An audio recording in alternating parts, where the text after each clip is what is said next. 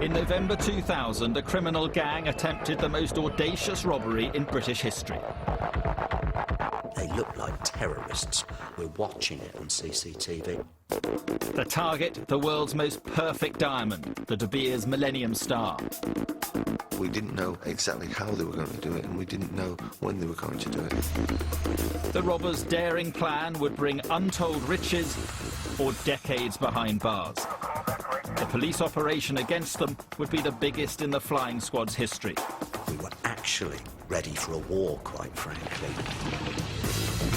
Using never-before-seen police footage and testimony from the men who were there, this is the inside story of the heist of the millennium and the secret operation to foil it.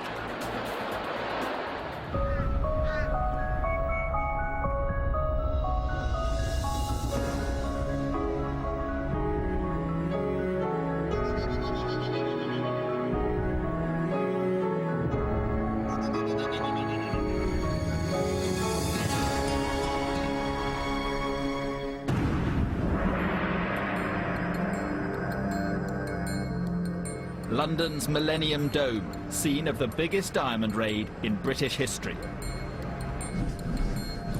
It was a story that made headlines around the world, but for the police, it all began 9 months earlier. In February 2000, flying squad officers based at New Scotland Yard received reports of a dramatic incident 3 miles away in Battersea. For John Shatford, the squad's acting head, it marked the start of the biggest case of his career. I could hear down the corridor from my office a lot of activity on the radio. And with that, Lindsay came running down and said, I think there's a terrorist explosion or something is happening at 9 Elms, but it might be a robbery. I said, well, I've got to get there. Shatford and his team raced to 9 Elms Lane, a busy main road that hugs the south bank of the Thames. When he arrived, he was faced with total devastation. It just looked like the scene of a street in Iraq or something. And then picking around what had actually happened there, you could see this was something quite exceptional. It soon became clear that this was not a terrorist attack, but a failed armed raid. Come on, do it, you slag! Open the fucking door! In their attempt to steal the cash from the armoured car, the gang had built a fearsome weapon fixed to the back of a lorry. One of the vehicles the robbers were going to use was like a self-made battering ram. It was a flatbed lorry, and on the back they'd welded this big spike, and the intention was to ram it into the back of the security van, open it up and take the cash. No! Get the door! The £10 million robbery was only prevented when a driver blocked in by the gang's lorry took their keys in anger without realising a raid was taking place. When they went to get this battering ram and get in the lorry, of course the keys are missing, and they can't do it, and they can't go through with it. With their battering ram put out of action, the frustrated gang set fire to their vehicles, then escaped on foot to the nearby Thames. They had a boat waiting on the water for them, an inflatable dinghy. They jumped on that and they were away the other side of the water towards Chelsea and somehow got away. The police had never witnessed such a sophisticated raid and unusual getaway before. The robbers had left them with nothing to go on. It was meticulously planned, both in their execution and also their attempts to prevent the police gathering forensic evidence, i.e. by exploding the vehicles that were used in the job.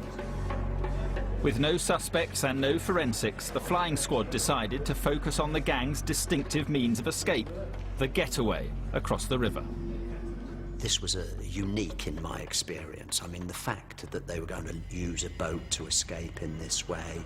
So from there, really, we went back to Scotland Yard and started looking what other cash depots around the country might be near a river where this plan could be used again.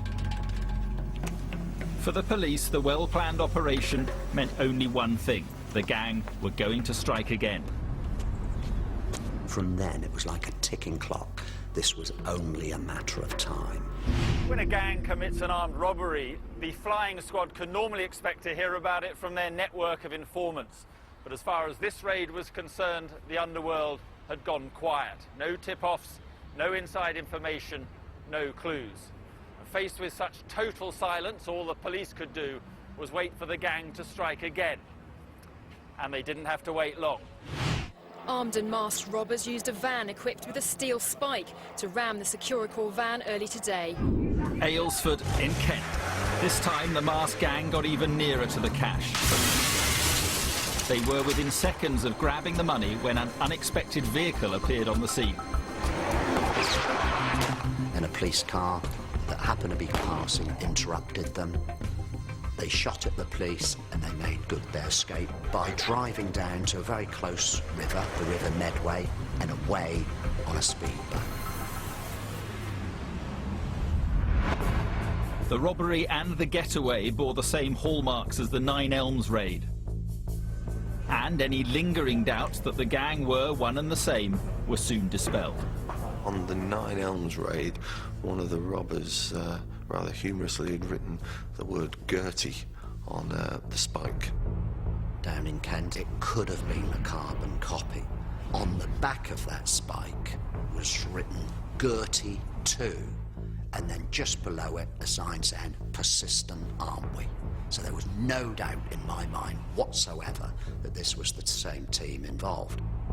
But the robbers' overconfidence was badly misplaced. Within hours of the Kent raid, the police would get a lucky break that would unmask the identity of one gang member and eventually uncover the plot to seize the world's most precious diamonds. Within minutes of the Aylesford hold-up, police knew they were dealing with the same gang who had used a lorry-mounted spike in the Nine Elms raid. And within hours, they got the first clue to one of the robbers' identities. It came from a lowly constable in Kent CID. He had been reviewing newspapers on the day of the Aylesford robbery, and when he was looking at the photographs, he actually thought he recognised the flatbed lorry on which the spike was. The officer had recently investigated reports of stolen vehicles being stored at an isolated small holding called Tong Farm. So he went back through his intelligence and he found that that vehicle he'd seen going into Tong Farm a month or so previously.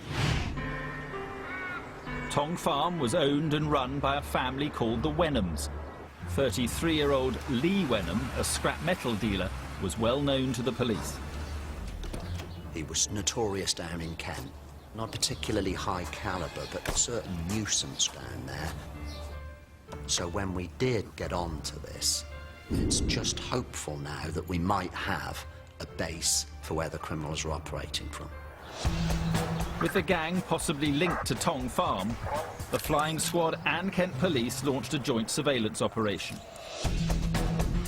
For weeks, the comings and goings were closely monitored.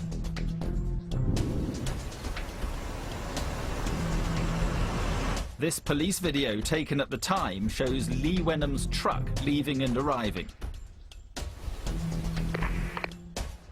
Stolen vehicles, including this yellow JCB digger, were also recorded. But more important were these images. Wenham had company. We didn't exactly know who they were, but they appeared to be these heavy criminals that we thought had probably come from London. The visitors were later identified as Ray Betson and Bill Cockram, career criminals well known to London detectives. That was a real eureka moment, because when we realised we had someone of the pedigree of Betson, someone that we considered to be extremely dangerous, and someone with the capability and wherewithal to plan the job of this calibre. And that really started to put this on a totally new level. Despite his reputation, Betson had relatively few criminal convictions. Raymond Betson is a very charismatic character. He has a fairly limited criminal conviction, which only goes to show that he was very, very good at what he did. Cockram was Betson's right-hand man, his lieutenant. If you were to see him in the street, he's just a middle-aged man. But once again, you know, amongst the criminal community, Cockram himself had a presence as well. Police may have spotted Betson and Cockram at the farm, but they had no evidence linking them to the armed robberies. It wasn't until they identified the driver of this van that another piece of the jigsaw fell into place. His name was Terence Millman. Millman himself was an armed robber with a formidable record. You name it, he's done it. If it involved the gun, he had done it. And this was clearly someone else in the gang that gave it the caliber that we were expecting.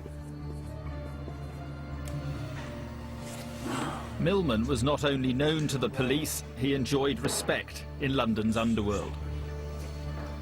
I knew Terry from when he was a young fella, like a young kid, and he first arrived in Wormer Scrubs when I was there, and I got close to him then. And he's a nice guy, a good guy. Detectives were now confident they had the key members of the gang. Betson, the career criminal. Cockram, the number 2. The experienced Millman. And providing them all with a base, Lee Wenham.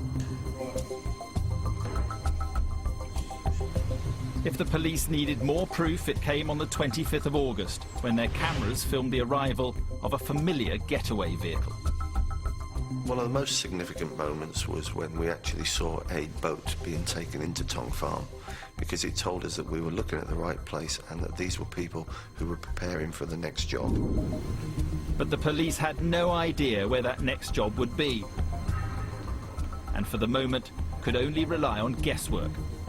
We'd actually had officers deputed to actually gather as much intelligence as they could around potential targets that might be at risk, and we drew up plans around possible locations at the time. It really was that wide at that moment. And it was only by sort of networking resources that we could actually drive this forward. The flying squad and Kent police met regularly to pool intelligence. At one of these meetings, it emerged that Lee Wenham, rather than planning an armed robbery, appeared to be organising a family day out. Lee Wenham was looking to purchase a family ticket, and the price of the family ticket, I believe, was around about £58. Yeah. And we researched that, and the intelligence picked up that the cost of a family ticket to go to the Dome was £58. The Millennium Dome in Greenwich was the site of the largest exhibition in Britain. But throughout the year 2000, it made headlines for all the wrong reasons. Massive overspends, poor attendances and critical reviews had dogged it since day one. So as at least someone's visiting the Dome, and it started to sound a bit odd. Well, why would he go to the Dome? You know, it's on the news every night that not enough people are going. And someone just threw out, it was a DI who was at Greenwich, just threw out across the, unless they're going to steal the Millennium Diamond. The diamond, known as the Millennium Star, was the centrepiece of a £350 million De Beers exhibition. This dazzling collection would make a tempting target for any determined robber. I remember it suddenly hit me. I thought, my God. And I'd visualised that river, the Thames, bending around the Dome. And it's something that you really, really want to be true, because it's actually so extraordinary that you think this would be absolutely sensational. If the gang were planning to rob the diamonds, the flying squad would need to follow Wenham's every move during his upcoming visit to the Dome. To do so, they used a cover story to infiltrate an officer into its CCTV control room. We managed to get Sean Allen to go into the control room, look at the cameras, purporting to be looking for drug dealers. That cover story enabled us to turn cameras, focus cameras, zero in on people, and we kept up the pretense for quite a while that we were actually, I'd say, looking for street dealers who were plying their trade. On the day of the visit, when